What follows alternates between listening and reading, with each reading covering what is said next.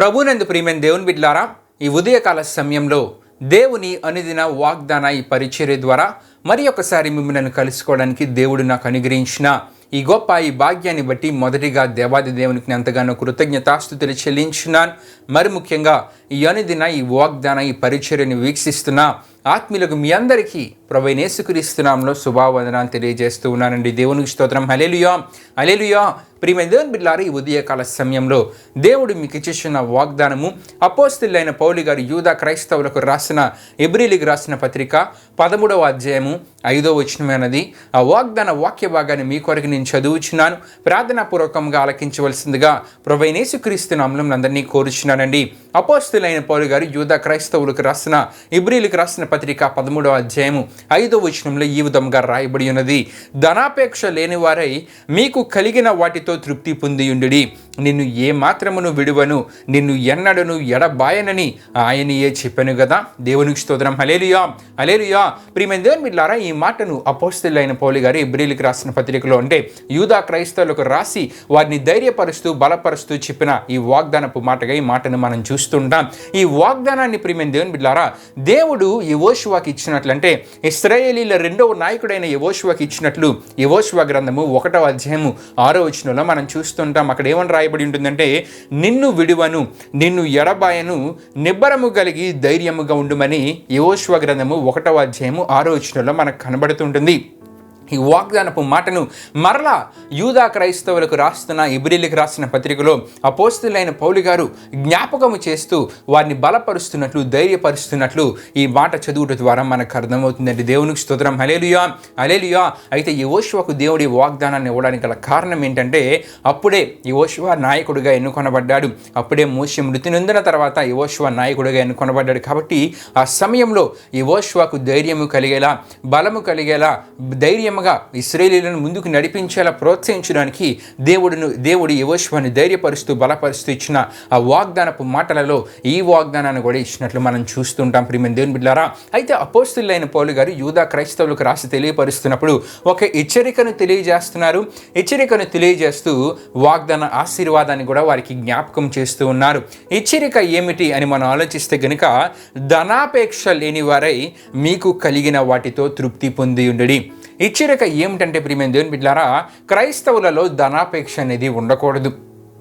ధనాపేక్ష లేని వారై ఉండాలని అపోస్తలులైన పౌలు గారు యూదా క్రైస్తవులకు తెలియజేస్తున్నారు.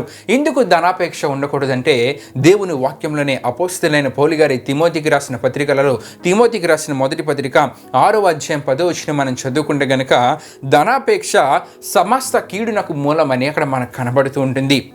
ధనాపేక్ష ఎందుకు మనలో ఉండకూడదంటే, ధనాపేక్ష ఏం చేస్తుందంటే సమస్త కీడునకు మూలముగా ఉంటుందంట.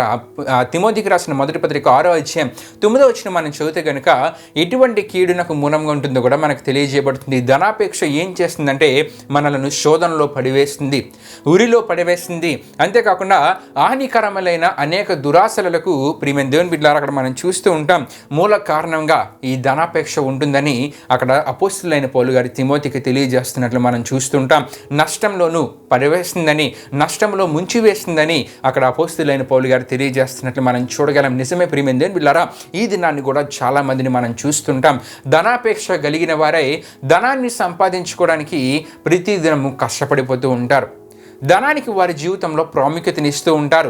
ధన సంపాదనకే వారి జీవితంలో ప్రాముఖ్యతనిస్తూ ఉంటారు, కానీ దేవునికి వారి జీవితంలో ప్రాముఖ్యతనివ్వరు. ధనాన్ని సంపాదించుకోవడానికే వారి జీవితంలో ధన సంపాదననే ప్రథమ స్థానంగా పెట్టుకొని దాని ప్రయత్నంలోనే ముందుకు వెళ్తూ ఉంటారు, కానీ దేవునికి ఇవ్వవలసిన స్థానాన్ని వారి జీవితాల్లో ఇవ్వరు. కానీ దేవుని వాక్యం ఏం తెలియజేస్తుందంటే, మార్కు సువార్త 8వ అధ్యాయం 36వ వచనం మనం చూస్తుంటే, ఒకడు సర్వలోకమును సంపాదించుకొని తన ప్రాణమును పోగొట్టుకునుట వానికి ఏమి ప్రయోజనం అని అక్కడ మనకు కనబడుతూ ఉంటుంది.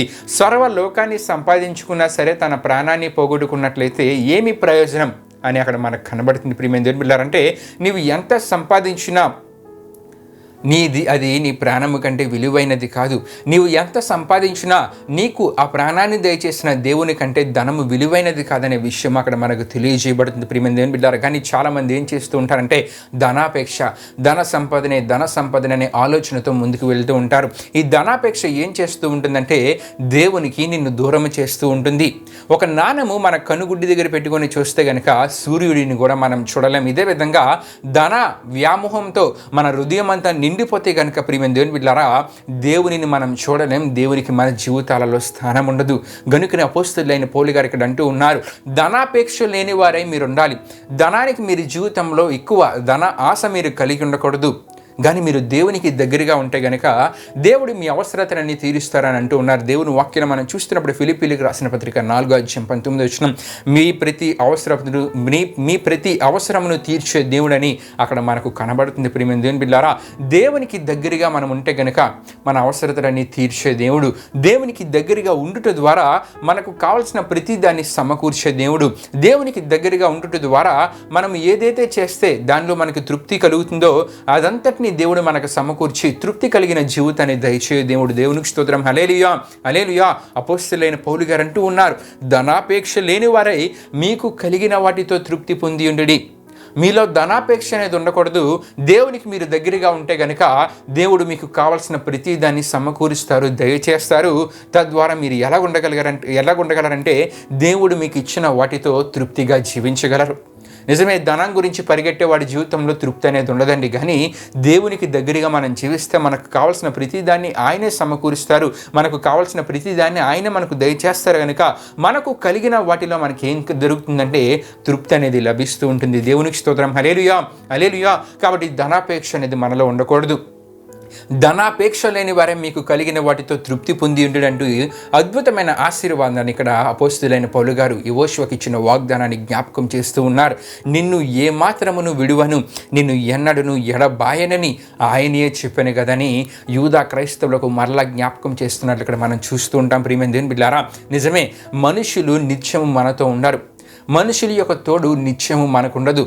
కానీ దేవుడు అంటూ ఉన్నాడు, యెహోషువతో అంటూ ఉన్నారు, నిన్ను ఏ మాత్రము నేను విడువను, నిన్ను ఎన్నడు ఎడబాయనంటే నిత్యము నిన్ను తోడుగా ఉంటానని అంటూ ఉన్నారు. ప్రియమైన దేవుని బిడ్డలారా, ఆయన తోడు నిత్యము నీకుంటే గనక నీకు కావలసిన ప్రతిదీ ఆయన ద్వారా లభిస్తుంది. నిజమే, దేవుని వాక్యం మనం చూస్తుంటాం. యోసేపు మనకు కనబడుతూ ఉంటారు. యోసేపు గురించి ఆదికాండము 39 మనం చదివితే కనుక ప్రియమైన దేవుని బిడ్డలారా దేవుడు యోసేపుకు తోడుగా ఉన్నారు. అన్య దేశంలో ప్రియమైన దేవుని బిడ్డలారా దేవుడు యోసేపుకు తోడుగా ఉన్నారు. దేవుడు యోసేపుకు తోడుగా ఉండటం ద్వారా ఎంత ఆశీర్వాద స్థితి యోసేపు పొందుకున్నాడంటే 39:2 మనం చూస్తూ ఉంటే ఆ యజమానుడగు ఆ ఐగుప్తి నింట యోసేపు వర్ధిల్లాడంట. అంటే దేవుని తోడు ఉంటే గనక నిత్యము దేవుని తోడు మనకుంటే గనక వర్ధిల్ల చేయబడతాం. అంతేకాకుండా యోసేపుకు దేవుడు తోడుగా ఉండడం ద్వారా నిత్యము యోసేపుకు దేవుడు తోడుగా ఉండటం ద్వారా అతడు ఏది చేసినా కూడా దేవుడు ఏం చేసేవారంటే సఫలపరిచేవారు. దేవునికి స్తోత్రం. హల్లెలూయా, హల్లెలూయా. నీతో దేవుడు నిత్యము తోడుగా ఉంటే, నేను ఎడబాయక విడువక దేవుడు నీకు తోడుగా ఉంటే గనుక ప్రియమైన దేవుని బిడ్డలారా నీవు చేసే ప్రతిదాన్ని ఆయన సఫలపరుస్తారు. అంతేకాకుండా మరి ప్రాముఖ్యమైన అద్భుత ఆశీర్వాదం ఏంటంటే యోసేపు వలన అక్కడ ఉన్న ప్రతిదీ ఆశీర్వదించబడింది.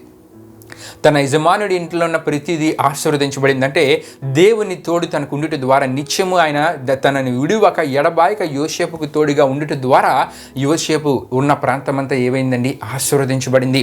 ప్రియమైన దేవుని బిడ్డలారా, నిన్ను విడువని నిన్ను ఎడబాయనని దేవుడు అంటూ ఉన్నారు. దేవుడు కోరే ఆత్మీయతను యోసేపు వలె మనం కలిగి జీవించగలిగితే ప్రియమైన దేవుని బిడ్డలారా ఆయన తోడు మనకు నిత్యము ఉంటుంది. ఆయన తోడు నిత్యము మనకుంటే గనక మనం వర్ధిల్ల చేయబడతాం. ఆయన తోడు మనకు నిత్యం ఉంటే గనక మనం చేసే ప్రతి దాన్ని ఆయన సఫలపరుస్తారు. ఆయన తోడు మనకు నిత్యం ఉంటే కనుక మన ద్వారా మనతో ఉన్న ప్రతి ఒక్కరు ఏమవుతారండి? ఆశీర్వదించబడతారు. దేవునికి స్తోత్రం. హల్లెలూయా, హల్లెలూయా. ప్రియమైన దేవుని బిడ్డలారా, ఈ వాగ్దానాన్ని నేను ముగిస్తూ ఉన్నాను. ధనాపేక్షకు మన జీవితంలో చోటీక దేవునికి దగ్గరగా జీవించగలిగితే, ధనాపేక్షకు మన జీవితంలో చోటీక దేవునికి దగ్గరగా జీవిస్తూ దేవుడు కోరే ఆత్మీయతను యోసేపు వలె మనం కలిగి జీవించగలిగితే నిన్ను విడువను నిన్ను ఎడబాయననే ఆశీర్వాదాన్ని, ఆ వాగ్దాన ఆశీర్వాదాన్ని మన జీవితంలో మనం పొందుకోగలం. ఆయన మనల్ని విడువక ఎడబాయక నిత్యము మనకు తోడుగా ఉంటే మనం వర్ధిల్ల చేయబడతాం. మనం చేసే ప్రతి కార్యము సఫలపరచబడుతుంది. మనతో ఉన్నవారు కూడా మన ద్వారా ఆశీర్వదించబడే స్థితిని వారి జీవితాల్లో వారు పొందుకోగలరు. కాబట్టి ప్రియమైన దేవుని బిడ్డలారా, మన జీవితాల్లో ధనాపేక్షకు చోటీక దేవుడు కోరే ఆత్మీయతను యోసేపు వలె కలిగి జీవిద్దాం, యెహోషువ వలె కలిగి జీవిద్దాం. ఈ వాగ్దాన ఆశీర్వాదాన్ని మన జీవితాలలో మనం పొందుకుందాం. దేవుడి పరిశుద్ధ వాగ్దానాన్ని మన వినికిడిలో దీవించునుగాక. ఆమేన్. ప్రియమైన దేవుని బిడ్డలారా, ఈ వాగ్దాన కార్యక్రమాన్ని ముగింపు అంతా మనం ముగించుకుందాం. అందరూ కళ్ళు మూసుకొని తలలో ఉంచుకొని ప్రార్థనలో నాతో పాటు ఏకీవించవలసిందిగా ప్రభువైన యేసుక్రీస్తు నామములో అందరినీ కోరుచున్నాను. ప్రార్థన చేసుకుందాం. మహిమా స్వరూపైన మా ప్రభువా, జీవాధిపతి యేసయ్యా, నీ ఘనమైన నామానికే మహిమ ఘనత ప్రభావం చెల్లించున్నాం దేవా. ఇప్పుడు వరకు ఈ వాగ్దానం ద్వారా మా అందరితో మాట్లాడిన దేవా, మీకే వేలాది వందనములు, కృతజ్ఞతాస్తుతులు చెల్లించినామేసాం. క్రైస్తవులుగా మా జీవితాలలో ధనాపేక్షకు మేము చోటేయక నీవు కోరే ఆత్మీయతను యోసేపు వలె కలిగి జీవించగలిగితే మమ్మలను ఎన్నడూను విడువనని ఎడబాయనని నిత్యము మాకు తోడుగా ఉంటామని ఈ వాగ్దానం ద్వారా మాట్లాడిన దేవా, నిత్యము నీవు మాకు తోడుగా ఉంటే ఎటువంటి ఆశీర్వాదపు స్థితి మా జీవితాల్లో మేము అనుభవించగలము కూడా ఈ వాగ్దానం ద్వారా మాకు తెలియజేసిన దేవా. విన్న ప్రతి ఒక్కరు ఈ వాగ్దాన ఆశీర్వాదాన్ని వారి జీవితాల్లో వారు పొందుకోవాలంటే ఎటువంటి ఆత్మీయత కలిగి జీవించాలో ఆత్మీయతకు వారి జీవితాల్లో చోటిచ్చి ఈ వాగ్దాన ఆశీర్వాదాన్ని వారి జీవితాల్లో వారు పొందుకోగలిగే మీరు కార్యాన్ని జరిగించండి. ఈ వాగ్దానాన్ని విన్న ప్రతి ఒక్కరిని మీరు దీవించండి, ఆశీర్వదించండి. ఇది నాని వారు చేస్తున్న ప్రయాణాలలో పనులంట్లో తోడుగుని ముందుకు నడిపించమని మీకే వేలాది వందనములు, కృతజ్ఞత ఆస్తుతులు చెల్లిస్తూ యేసు పరిశుద్ధ నామములో అడిగి వేడుకొనుచున్నాం తండ్రి. ఆమేన్. యేసు రక్తమే జయం, ప్రవేశు రక్తమే జయం, ప్రవేశ రక్తం సంపూర్ణమైన విజయం, అపవాది క్రియలకు అనంత నాశనం కలుగునుగాక. ఆమేన్. ప్రభు మిమ్మును మీ కుటుంబంలోనే దీవించునుగాక. ఆమేన్.